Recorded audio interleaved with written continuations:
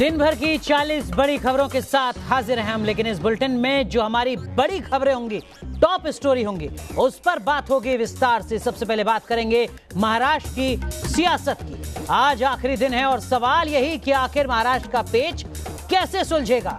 दूसरी top story है अयोध्या से जुड़ी हुई। सबसे बड़े फैसले के आने में कुछ ही दिनों का वक्त बचा है और अयोध्या पर आज की सबसे बड़ी खबर है क्या, ये हम आपको बताएंगे। इसके अलावा बात होगी करतारपुर की, जहां आस्था के नाम पर पाकिस्तान साजिशों का तार बुन रहा है। साथ ही हम बात करेंगे महंगाई की, जहां प्याज की कीमतें आसमान पर हैं और लोगों की थाली से प्याज गायब हो रही है।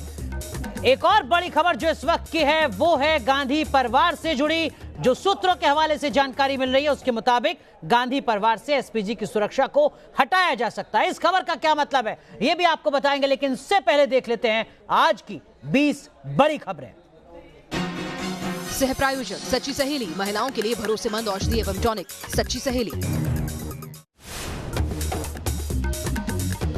गांधी परिवार से छिन सकता है एसपीजी का सुरक्षा चक्र। गृह मंत्रालय ने की सुरक्षा हटाने की सिफारिश। जेड प्लस श्रेणी की सुरक्षा देने पर विचार।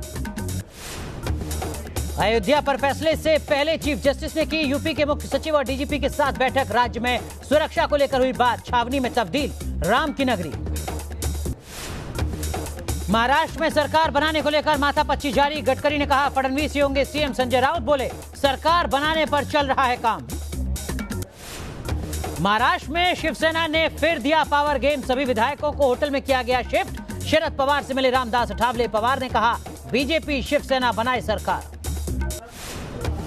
करतारपुर पर पाकिस्तान के न्योते को श्री श्री रविशंकर ने ठुकराया। पूर्व निर्धारित कार्यक्रम का दिया हवाला। कल होगा करतारपुर कॉरिडोर का उद्घाटन। नोटबंदी के 3 साल पूरे होने पर कांग्रेस का प्रदर्शन। दिल्ली में आरबीआई दफ्तर के बाहर यूथ कांग्रेस कार्यकर्ताओं का विरोध प्रदर्शन। पुलिस ने किया हल्का बल प्रयोग। बीजेपी के वरिष्ठ नेता लालकृष्ण आडवाणी का आज जन्मदिन। पीएम मोदी और अमित शाह ने घर जाकर दी बधाई। 30,000 कोर्ट विवाद में नया वीडियो आया सामने। भीड़ के सामने हाथ जोड़ती दिखी डीएसपी मोनिका भारद्वाज। 2 नवंबर को हुई थी कोर्ट परिसर में हिंसा। सीमा पर पाकिस्तान की नापाक हरकत। पुंछ सेक्टर में गोलीबारी में एक जवान शहीद। भारतीय सेना ने दिया मुंहतोड़ जवाब। अर्थव्यवस्था में सुधार की उम्मीदों को झटका। इंटरनेशनल क्रेडिट एजेंसी मूडीज ने भारत की घटाई रैंकिंग। स्टेबल से नेगेटिव हुई रेटिंग। बिहार के महागठबंधन से जीतन राम मांझी ने किया किनारा। कहा झारखंड विधानसभा का चुनाव अकेले लड़ने का ऐलान। बिहार में भी चलेंगे अकेले। करीब 3 दिन बाद फिर खराब हुई दिल्ली की आबोहवा। प्रदूषण लेवल बेहद खराब। मास्क लगाकर सड़कों पर निकले लोग।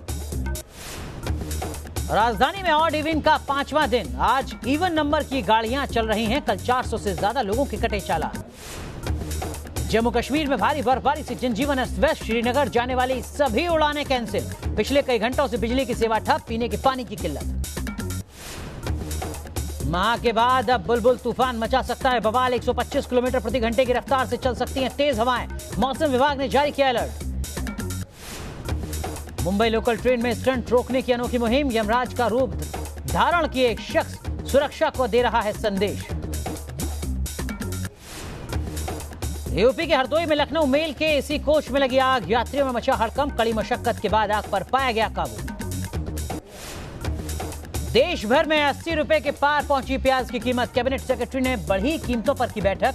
कीमत बढ़ने से रोकने के उपायों पर दिए गए निर्देश। मदुरै के महालक्ष्मी मंदिर में भक्तों की भारी भीड़। प्रसाद वितरण के लिए मशीन से हर दिन बनाए जाते हैं लाखों की तादाद में लड्डू।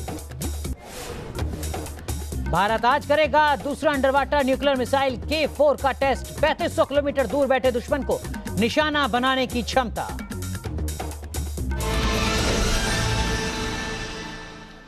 चलिए तो 4 बजे की 40 बड़ी खबरों की शुरुआत करते हैं इस वक्त की बड़ी खबर के साथ, जो कांग्रेस पार्टी से जुड़ी है या कहिए गांधी परिवार से जुड़ी है, क्योंकि जो जानकारी मिल रही है उसके मुताबिक गांधी परिवार से एसपीजी की सुरक्षा को हटाया जाएगा।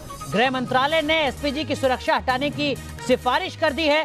गृह मंत्रालय की बैठक में गांधी परिवार की सुरक्षा को लेकर समीक्षा की गई थी और इस समीक्षा के बाद अब गांधी परिवार को सीआरपीएफ की जेड प्लस सुरक्षा देने की सिफारिश की गई है। आपको बता दें कि सोनिया गांधी, राहुल गांधी और प्रियंका गांधी वाड्रा को अभी एसपीजी की सुरक्षा मिली हुई है। इन तीनों के अलावा देश में अगर किसी को एसपीजी की सुरक्षा मिलती है तो वो देश के प्रधानमंत्री नरेंद्र मोदी। राशिद अलवी कांग्रेस पार्टी के वरिष्ठ प्रवक्ता हमारे साथ इस वक्त जुड़ चुके हैं। अलवी साहब, गृह मंत्रालय की सुरक्षा समिति की समीक्षा और उसके बाद ये खबर, आपकी पहली प्रतिक्रिया? देखिए, बहुत दुर्भाग्यपूर्ण, तकलीफ से भरा हुआ, निंदनीय कदम है। जानबूझ के ये कदम उठाया गया है। जिस परिवार के दो नेता, दो आदमी जो देश के प्रधानमंत्री रहे हो, उन्हें शहीद कर दिया गया हो, उसके बावजूद उस परिवार की सुरक्षा के साथ आप खिलवाड़ कर रहे हैं। इंदिरा गांधी और राजीव गांधी दोनों को शहीद किया गया। अगर इस देश में सबसे ज्यादा जरूरी किसी की सुरक्षा है तो वो इस फैमिली की है, और ये बदले की भावना से उठाया गया कदम। लेकिन राशिद अलवी साहब, आगे की रणनीति क्या कांग्रेस पार्टी की, कार्यकर्ताओं की? देखिए, देश के जनता इस बात को बर्दाश्त नहीं करेगी और ये मुद्दा बनेगा, निश्चित तौर से बनेगा, पार्लियामेंट के बाहर बनेगा। लेकिन इससे इस सरकार के चरित्र का पता चलता है कि आप विपक्ष के साथ किस तरीके का रवैया अपना रहे हैं।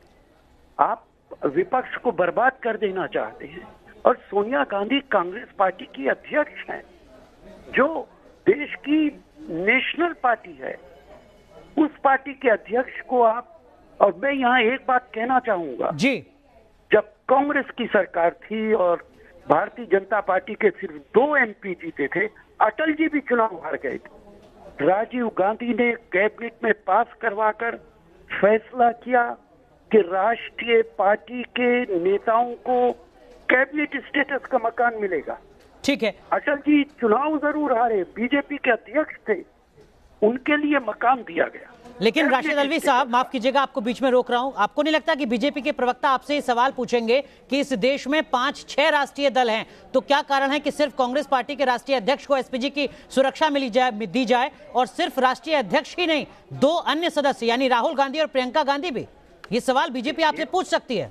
देखिए, सवाल इसलिए नहीं पूछा जा सकता कि वो देश का अकेला परिवार है जिसके परिवार के 2 लोगों को, जो प्रधानमंत्री रहे, उनको शहीद कर दिया गया। उस परिवार की सुरक्षा अगर सरकार नहीं करेगी तो किसकी करेगी? क्या देश के अंदर कोई दूसरा परिवार ऐसा है कि जिसके साथ इस तरीके का सानेहा हुआ हो? ये जब उनको ये सुरक्षा दी गई थी एसपीजी, ठीक है, Z+ तब भी मौजूद था जी, तब Z+ नहीं दी गई।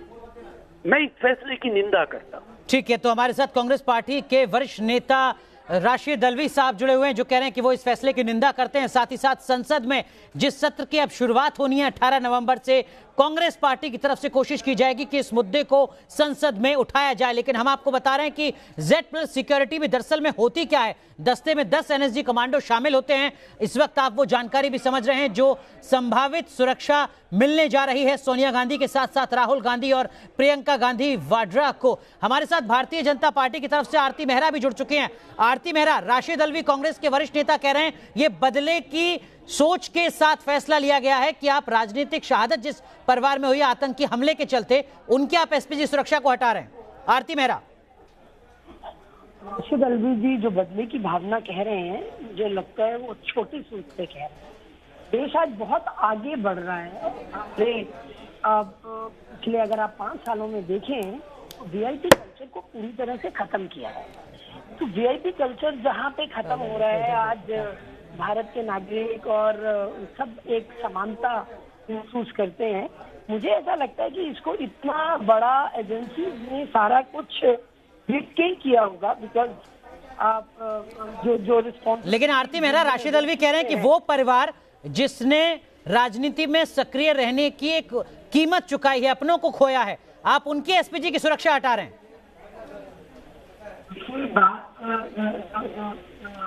है और जो उनकी जिस तरह से उन्होंने कीमत चुकाई है, मेरे को लगता है कि आज देश का जो पूरा का पूरा, जहाँ पे हमारे प्रधानमंत्री जी आतंकवाद के खिलाफ 0 टॉलरेंस की बात करते हैं और देश में जिस तरह की स्टेबिलिटी लाने की बात हुई है जी और चल रहा है, तो मुझे ऐसा लगता है कि उसमें किसी भी तरह के वीआईपी कल्चर को या फिर सिक्योरिटी जितनी जरूरत है उतनी ठीक है, तो आप कह रहे हैं कि भारतीय जनता पार्टी की सोच है कि वीआईपी कल्चर खत्म होनी चाहिए, इसी के तहत सुरक्षा की समीक्षा की गई है। बहुत बहुत शुक्रिया आरती मेहरा जुड़ने के लिए, राशिद अलवी साहब आपका भी जुड़ने के लिए। लेकिन हमारे सहयोगी रवि सिसोदिया हमारे साथ जुड़ चुके हैं। रवि, आप लगातार कांग्रेस पार्टी को कवर करते आ रहे हैं, ये जो इस वक्त का फैसला है गृह मंत्रालय के हवाले से जो खबर आ रही है, क्या कुछ इसका मतलब आने वाले वक्त में हम मानकर चलें विपक्ष की राजनीति के लिहाज से?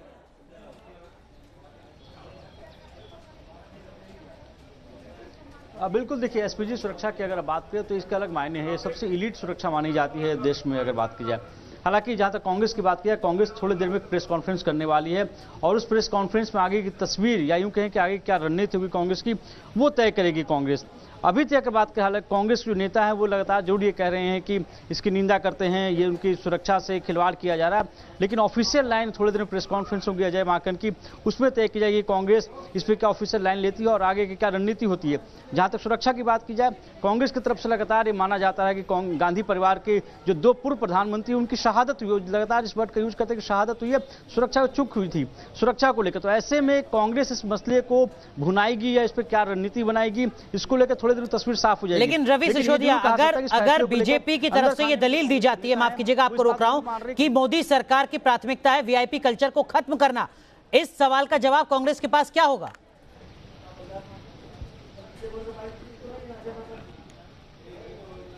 बिल्कुल, देखिए जहां तक एसपीजी सुरक्षा की बात की जाए अनुराग, तो एसपीजी सुरक्षा को लेकर माना जाता है कि सबसे एलीट सुरक्षा है और ये सुरक्षा तभी दी जाती है जब किसी को थ्रेट होता है। हालांकि जो कहा जा रहा है कि गृह मंत्रालय की तरफ से जो रिव्यू किया गया, रिव्यू के बाद सुरक्षा हटाने के लिए मंजूरी दी गई है और उसका जेट पर सुरक्षा दी जाएगी। लेकिन एसपीजी सुरक्षा को लेकर कांग्रेस मानती रही है कि चूंकि एलीट सुरक्षा है, इसमें काफी सुरक्षा रहे, इस मामले को एलीट सुरक्षा है और इसको लेकर यह जरूर कहा जाता है। जहां तक वीआईपी कल्चर की बात किया, सुरक्षा को लेकर पार्टी की तरफ से या कांग्रेस के जो नेता जब उनसे बात हुई थी, उनका यह मानना था कि सुरक्षा में किसी भी तरह से कोई खिलवाड़ नहीं होना चाहिए, इसमें किसी भी तरह से कोई राजनीति नहीं होनी चाहिए। चलिए, बहुत बहुत शुक्रिया रवि सिसोदिया जुड़ने के लिए। इंतजार अब कांग्रेस पार्टी की प्रेस कॉन्फ्रेंस का, लेकिन अब रुक करते हैं महाराष्ट्र की सियासत को लेकर। एक बड़ी खबर इस वक्त आ रही है, आपको बता दें कि शरद पवार के घर पहुंचे हैं शिवसेना के नेता संजय राउत और थोड़ी देर पहले रामदास अठावले ने शरद पवार से मुलाकात की थी। शिवसेना के वरिष्ठ नेताओं से उद्धव ठाकरे ने भी मुलाकात की है। उधर मुंबई के होटल से शिवसेना ने अपने विधायकों को शिफ्ट कर दिया है। तो महाराष्ट्र में जैसे जैसे राष्ट्रपति शासन लगने के वक्त की शुरुआत हो रही है, यानी वक्त लगातार सरकार बनाने का कम होता जा रहा है, वहीं दूसरी तरफ राजनीतिक तौर पर जो घटनाक्रम है वो तेजी से बढ़ते जा रहे हैं। लगातार मुलाकातों का दौर चल रहा है। संजय राउत शरद पवार से एक बार फिर मिले, लगातार पहले भी वो मिलते रहे और वो कहते हैं हमेशा कि जब भी वो शरद पवार से मिलते हैं उनको सकारात्मकता, पॉजिटिविटी नजर आती है। लेकिन शरद पवार ने साफ कर दिया है कि विपक्ष में बैठने का मैंडेट मिला है एनसीपी को, लिहाजा बीजेपी और शिवसेना मिलकर सरकार बनाए। अब देखना होगा किस तरीके की रणनीति होगी। लेकिन क्या कुछ अपडेट है न्यूज नेशन पर आप देखिए। सबसे पहले उद्धव ठाकरे ने तमाम जो पार्टी के वरिष्ठ नेता हैं उनके साथ मुलाकात की है। वहीं दूसरी तरफ मुंबई के होटल से शिवसेना ने अपने विधायकों को शिफ्ट कर दिया है, डर है कहीं फूट का। इन सब के बीच केंद्रीय मंत्री नितिन गडकरी मुंबई पहुंचे हैं, जो साफ कर चुके हैं कि देवेंद्र फडणवीस ही महाराष्ट्र के अगले मुख्यमंत्री होंगे। संजय राउत से जब पूछा गया तो उन्होंने कहा कि देखिए अभी डेडलाइन खत्म नहीं हुई है, लगातार यानी मंथन जो है वो चल रहा है। सुधीर मुनगंटीवार ने कहा है कि कभी भी सरकार बन सकती है। इस तरीके के दावे भी लगातार सामने आ रहे हैं। और रामदास अठावले जो महाराष्ट्र की एक पार्टी के नेता हैं, एनडीए के सहयोगी हैं, वो कह रहे हैं कि सरकार बनेगी। हालांकि पवार ने साफ कर दिया है कि सरकार बनेगी तो सिर्फ और सिर्फ शिवसेना और बीजेपी के बीच। लेकिन संजय राउत और बीजेपी नेता सुधीर मुनगंटीवार ने सरकार के गठन पर क्या कुछ कहा, सुनिए आप। डेडलाइन खत्म सा हो रहा है, तो अभी क्या होगा? किसने कहा डेडलाइन खत्म हो गया? कल रात को 12 बजे तक ही तो क्या हो गया? चल रहा है काम। क्या काम चल रहा है? जोर से चल रहा है। जनादेश महायुति के साथ है, सरकार महायुति की बने, यही हमारा लक्ष्य है, यही सोच है। सरकार कभी भी बन सकती है और सरकार बनेगी तो वो जनादेश के आधार पे बनेगी। चलिए बात करते हैं अयोध्या पर आने वाले फैसले की, जिसके अगले हफ्ते आने के कयास लगाए जा रहे हैं। इन सब के बीच यूपी के डीजीपी और मुख्य सचिव को सीजीआई के समन के बाद इसके आसार और बढ़ चुके हैं। फैसले के बाद कोई विवाद ना हो, इसके लिए शहर शहर चौकसी बढ़ा दी गई है।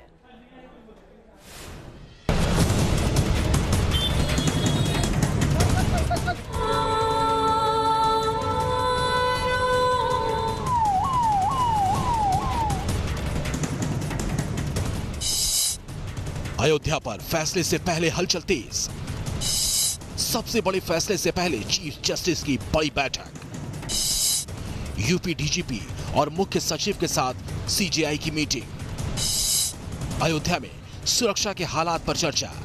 देश के सबसे पुराने और सबसे बड़े मुकदमे पर फैसला आने वाला है। राम जन्मभूमि बाबरी मस्जिद भूमि विवाद पर सुप्रीम कोर्ट अगले हफ्ते फैसला सुना सकता है। सुप्रीम कोर्ट के संभावित फैसले से पहले अयोध्या सहित पूरे देश में सुरक्षा व्यवस्था सख्त कर दी गई है। हर संदिग्ध और आने जाने वाले पर कड़ी नजर रखी जा रही है। एक तरफ फैसले से पहले केंद्र सरकार ने राज्य सरकारों को अलर्ट जारी किया है, तो दूसरी तरफ सुप्रीम कोर्ट के चीफ जस्टिस रंजन गोगोई ने उत्तर प्रदेश के डीजीपी ओपी सिंह और चीफ सेक्रेटरी राजेंद्र तिवारी से जानकारी ली। ऐतिहासिक अयोध्या केस में संविधान पीठ अगले हफ्ते फैसला सुनाने वाली है और इस फैसला आने से पहले चीफ जस्टिस रंजन गोगोई ने आज यूपी के चीफ सेक्रेटरी राजेंद्र तिवारी और यूपी के डीजीपी ओम प्रकाश सिंह के साथ करीब 1 घंटे तक अहम मीटिंग की है। इस मीटिंग में अयोध्या केस को सुनवाई करने वाले दूसरे जज भी मौजूद थे। इस मीटिंग के अंदर चीफ जस्टिस ने दोनों आला अधिकारियों से सुरक्षा इंतजामों की जानकारी मांगी। उनसे पूछा कि सुरक्षा व्यवस्था किस कदर पुख्ता है। बताया जा रहा है कि सीजेआई के बुलावे पर पहुंचे दोनों अफसरों के साथ रंजन गोगोई ने बैठक की। इस मीटिंग में अयोध्या विवाद पर सुनवाई करने वाले दूसरे जज भी मौजूद रहे। चीफ जस्टिस के चैम्बर में हुई बैठक में चीफ सेक्रेटरी और डीजीपी ओपी सिंह ने राज्य में सुरक्षा हालात को लेकर सीजेआई सहित सभी जजों को विस्तार में जानकारी दी। न्यूज नेशन से बातचीत में यूपी के मुख्य सचिव आर.के. तिवारी ने बताया कि अयोध्या पर संभावित फैसले को देखते हुए सूबे में सुरक्षा के सभी इंतजाम किए गए हैं, जिसकी समीक्षा खुद सीएम योगी आदित्यनाथ कर रहे हैं। प्रदेश में सुरक्षा के सारे इंतजाम किए गए हैं और मुझे विश्वास है कि हम प्रदेश में पूरी तरह शांति व्यवस्था बनाए रखना सुनिश्चित करेंगे। हमारे यहाँ इसकी समीक्षा उच्चतम स्तर से माननीय मुख्यमंत्री जी स्वयं इसकी समीक्षा कर रहे हैं और पूरा प्रयास है कि जैसे पूर्व में 2-2.5 वर्षों में कहीं कोई ना सांप्रदायिक घटना हुई है, ना कहीं कोई गंभीर घटना हुई है, इसमें भी इस अवसर पर भी हम लोग आपसी सौहार्द और शांति व्यवस्था सुनिश्चित कर सकेंगे। यूपी के सुरक्षा हालात पर चीफ जस्टिस रंजन गोगोई ने मीटिंग की, तो कांग्रेस ने इसी बहाने बीजेपी को घेरा। अयोध्या में श्री राम जन्मभूमि विवाद पर लगातार 40 दिन सुनवाई के बाद सुप्रीम कोर्ट की 5 जजों की संवैधानिक पीठ ने 16 अक्टूबर को अपना फैसला सुरक्षित कर लिया था। अब सभी को इसके फैसले का इंतजार है। सुप्रीम कोर्ट के चीफ जस्टिस रंजन गोगोई इसी महीने की 17 तारीख को रिटायर हो रहे हैं। लिहाजा माना जा रहा है कि चीफ जस्टिस के रिटायर होने से पहले अयोध्या विवाद का निपटारा हो सकता है। करीब 1 घंटे तक चली इस मीटिंग में चीफ जस्टिस के अलावा अयोध्या केस की सुनवाई करने वाले दूसरे जज भी मौजूद थे। चीफ जस्टिस ने यूपी के आला अधिकारियों से सुरक्षा इंतजामों को लेकर जानकारी मांगी, साथ ही उनसे सुझाव भी मांगे कि आखिरकार इस मामले में कानून व्यवस्था की स्थिति ना बिगड़ पाए, इस लिहाज से कोर्ट से किस तरह के सहयोग की उम्मीद वो करते हैं। वीडियो जर्नलिस्ट कमल किशोर के साथ अरविंद सिंह, न्यूज नेशन, दिल्ली। और अब बात करतारपुर कॉरिडोर की, जहां पाकिस्तान की एक और साजिश सामने आई है। पाकिस्तान की एक और वादा खिलाफी सामने आई है। 9 नवंबर को भी श्रद्धालुओं से पाकिस्तान फीस वसूलेगा। सूत्रों के हवाले से यह जानकारी मिल रही है। आपको बता दें कि यानी उद्घाटन के मौके पर भी पाकिस्तान फीस वसूलने जा रहा है करतारपुर कॉरिडोर पर। इससे पहले पाकिस्तान ने उद्घाटन के दिन फीस न लेने का ऐलान किया था। आपको बता दें कि करतारपुर कॉरिडोर का उद्घाटन कल होना है और एक बार फिर एक साजिश, एक छटपटाहट पाकिस्तान की नजर आती है। तो हम बात कर रहे हैं करतारपुर कॉरिडोर की, जिसका उद्घाटन कल होना है और इसी के साथ पाकिस्तान की तरफ से आतंकी साजिशों की शुरुआत भी होती नजर आ रही है। वहां लगे पोस्टर इसकी तस्दीक कर रहे हैं। नापाक हरकतों से बाज नहीं आ रहा है पाकिस्तान। करतारपुर के बहाने लोगों की आस्था से खिलवाड़। खालिस्तानी साजिश पर फिर बेनकाब हुआ पाक। करतारपुर कॉरिडोर खोलकर खुद का सिखों का हिमायती साबित करने में जुटा पाकिस्तान इस धार्मिक यात्रा के जरिए अपने नापाक मंसूबों को अंजाम देने की साजिश रच रहा है। पाकिस्तानी प्रोपेगेंडा की तस्दीक ये वीडियो कर रहा है। वीडियो में लगाई गई तस्वीरें कर रही हैं, जिसमें रेफरेंडम 2020 और खालिस्तानी आतंकियों की तस्वीरों का इस्तेमाल किया गया है। लेकिन पाकिस्तान की ओछी हरकत यही नहीं रुकी। वो सिखों की आस्था के केंद्र पर साजिशों का ताना बाना बुनने में जुटा है। करतारपुर गुरुद्वारे में भारत के खिलाफ सिख श्रद्धालुओं को भड़काने की साजिश रच रहा है। उसने दरबार साहिब परिसर में तरह तरह के भड़काऊ पोस्ट लगाए हैं। इन पोस्टर्स में भारत के खिलाफ झूठे और बेबुनियाद आरोपों की झड़ी लगाई गई है। माना जा रहा है कि ऐसे पोस्टर के जरिए सिखों को बहकाने और बरगलाने का प्लान आईएसआई ने बनाया है। ये साफ तौर पर करतारपुर गुरुद्वारे में भारत के खिलाफ सिख श्रद्धालुओं की भावनाएं भड़काने की साजिश है। और अब बात करते हैं प्याज की बढ़ती कीमतों की, जिसके चलते लोगों की थाली से प्याज दूर होती जा रही है। सिर्फ घरों की थाली से नहीं, बल्कि होटल और ढाबों की थाली से भी प्याज दूर होती जा रही है। 3 तस्वीरें हम आपको दिखा रहे हैं, दिल्ली, वाराणसी और गोरखपुर की, और आप देख सकते हैं हर जगह प्याज की बढ़ी हुई कीमतों के चलते लोगों का जो बजट है वो कहीं गड़बड़ा रहा है, या फिर लोगों की थाली से प्याज दूर होती जा रही है। क्योंकि प्याज के दाम अब तक 80 रुपए प्रति किलो थे, लेकिन कहीं कहीं 100 रुपए पर केजी भी प्याज के दाम पहुंच चुके हैं। जाहिर सी बात है, गृहिणियों के आंसू निकल रहे हैं। दिल्ली से हमारी एक खास रिपोर्ट देखिए। प्याज के बढ़ते हुए दाम अब लोगों को कह रहे हैं कि खाना मना है, क्योंकि प्याज के दामों ने सेंचुरी लगा दी है। और सबसे ज्यादा परेशानी खड़ी हुई है गृहिणियों के लिए, जिनका पूरे दिन किचन में काम ये होता है, जो मैनेज करती हैं किचन, सारे दिन की ग्रोसरीज और पूरे महीने की सब्जियां कि आखिरकार कौन सब्जी आएगी, किस तरह की आएगी। ऐसे हम सेक्टर 25 में पहुंचे, हमारे साथ विशाखा जी हैं। विशाखा जी, आप बताइए, जो पिछले कुछ दिनों में जो प्याज के दाम 100 रुपए पर केजी, 80 रुपए पर केजी, इस तरह के जो दाम फ्लक्चुएट हुए हैं, उससे गृहस्थी पे कितना फर्क आया है? जो किचन की जो आप लोग सब्जियां मैनेज करती है, इस पे कितना फर्क पड़ा है? फ़र्क तो बहुत पड़ा है, क्योंकि प्याज तो हर चीज़ में, जैसे सुबह से लेकर शाम तक, रात तक जो भी खाना बनता है, ब्रेकफास्ट हो या लंच हो या डिनर हो, सब में प्याज तो बहुत ज़रूरी है। क्योंकि अगर इवन हम सिंपल से अंडा भी बनाते हैं तब भी उसमें प्याज डलती है या जो भी है। और स्पेशली सीधी हर चीज़ में प्याज ज़रूरी है। लेकिन दूसरी बात ये भी है कि सिर्फ स्वाद के लिए भी नहीं, हम लोग तो ये सोच के भी खाते हैं कि प्याज is also good for health, क्योंकि ये विंटर में प्याज बहुत ज़रूरी होता है खाना, सबके लिए, बच्चों के लिए भी, बड़ों के लिए भी। सो उस तरह से भी प्याज बहुत जरूरी है। लोगों ने कट ऑफ करना शुरू कर दिया कि किचन में वही सब्जियां बनाई जाए जिनमें प्याज का कम इस्तेमाल हो, लेकिन कहीं ना कहीं इनका साफ तौर पे कहना है कि सरकारों को इस बारे में सोचना चाहिए। नोएडा से वीडियो जर्नलिस्ट जैनेंद्र के साथ हर्षा चंदवानी, न्यूज नेशन। दीपावली और महापर्व छठ के बाद आज देवोत्थान एकादशी व्रत किया जा रहा है। देश के अलग अलग शहरों में पूजा पाठ के जरिए तुलसी विवाह किया जा रहा है। वाराणसी के गंगा घाट पर विधि विधान से महिलाएं पूजा करती नजर आईं, तो वहीं गोरखपुर में इस व्रत को करते हुए महिलाओं ने भगवान विष्णु की आराधना की। वहीं देवभूमि उत्तराखंड के रुद्रप्रयाग में वर्षों से चली आ रही परंपरा के तहत पूजा की गई और पांडव लीला का आयोजन किया गया। आज देवोत्थान एकादशी है। आज के दिन माता तुलसी का विवाह भगवान विष्णु से होता है। तस्वीरों में आप देख सकते हैं कि वाराणसी के दशाश्वमेध घाट पर किस तरीके से महिलाएं पूरे विधि विधान के साथ तुलसी विवाह कर रही हैं।